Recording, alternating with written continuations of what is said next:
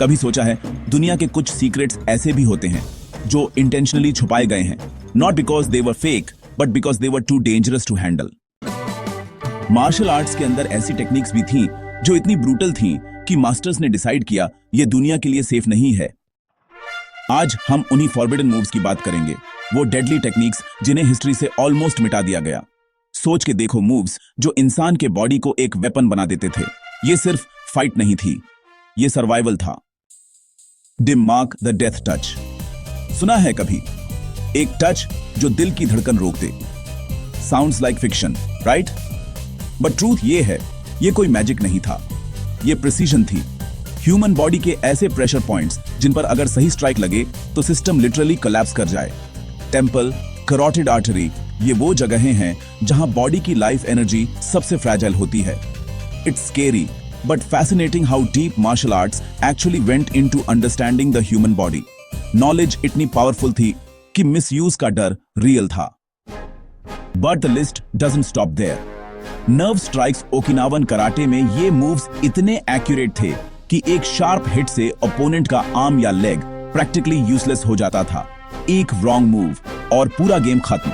Sports में ये band हैं क्योंकि ये जीतने के लिए नहीं, खत्म करने के लिए बनाए गए थे। सोचना पड़ता है, पावर कितनी भी हो, अगर कंट्रोल ना हो तो वो डेंजर बन जाती है। अब आता है शाओलिन मंक्स का ब्रेथ कंट्रोल स्ट्राइक। ये मूव सिर्फ फिजिकल नहीं था, ये स्पिरिचुअल था। माइंड, ब्रेथ और बॉडी का कंप्लीट अलाइनमेंट। इमेजिन एक डीप ब्रेथ, परफेक्ट टाइमिंग और स्ट्राइक बिल्कुल सोलर प्लेक्सस पर। रिजल्ट, ओपोनेंट की सांस लिटरली निकल जाती थी। मंक्स कहते थे पावर अंदर है, बस उसे महसूस करना सीखो। और शायद यही रीजन है कि उन्होंने इसे हर किसी को नहीं सिखाया। अब बात करते हैं सबसे रॉ टेक्निक की, आई गाउजिंग। सिंपल है लेकिन हॉरिफाइंग भी। आईज बॉडी का सबसे वल्नरेबल हिस्सा। एक सेकंड में पेन, फियर, डार्कनेस। इस मूव में कोई ग्लोरी नहीं, सिर्फ इंस्टिंक्ट है। रियल फाइट्स में ये लास्ट रिजोर्ट होता था, वो मोमेंट जब सर्वाइवल मैटर करता है, ईगो नहीं। फिर आती है small joint manipulation. Fingers, wrists, toes, ये सब टाइनी पार्ट्स हैं, लेकिन मैक्सिमम कंट्रोल इन्हीं से आता है। बस एक छोटा ट्विस्ट, एक बेंड और ओपोनेंट का होल्ड तुरंत खत्म हो सकता है। जुजित्सु, हैप्किडो मास्टर्स इसे the art of control without effort कहते थे। स्पोर्ट्स में ये भी बैंड है क्योंकि पेन यहां इमीडिएट होता है, टैप आउट का चांस प्रैक्टिकली नहीं मिलता।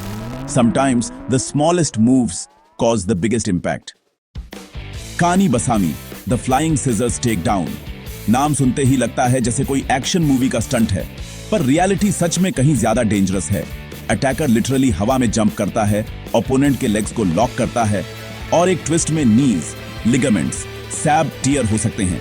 इतनी इंजरीज हुई कि जूडो ने इस मूव को कंप्लीटली बैन कर दिया।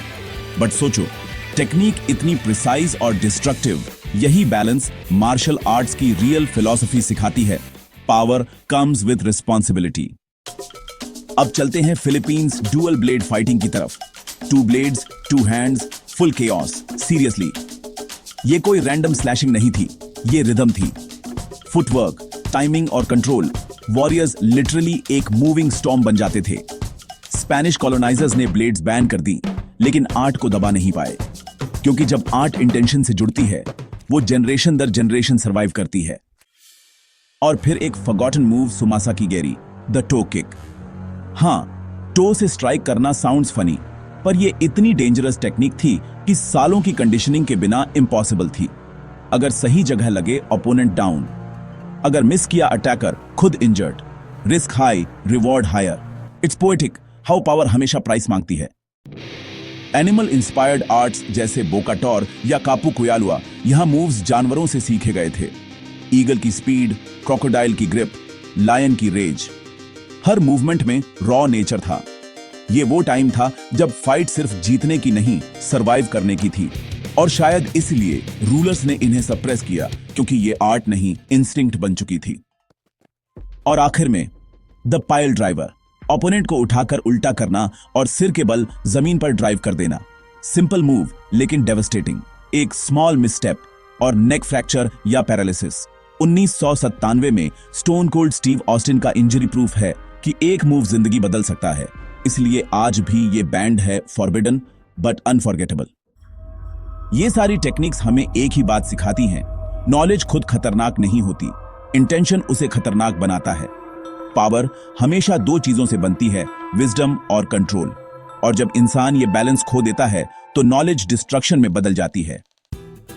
अगर तुम्हें ये dark side of martial arts interesting लगी, just take a second, video को लाइक करो, क्योंकि शायद ये क्यूरियोसिटी ही है जो तुम्हें बाकी दुनिया से अलग बनाती है। और अगर तुम ऐसे ही डीप रियल टॉपिक्स एक्सप्लोर करना चाहते हो, सब्सक्राइब कर लो, क्योंकि अगली बार हम बात करेंगे उन सीक्रेट्स की जो तुम्हारे सोचने का तरीका ही बदल देंगे।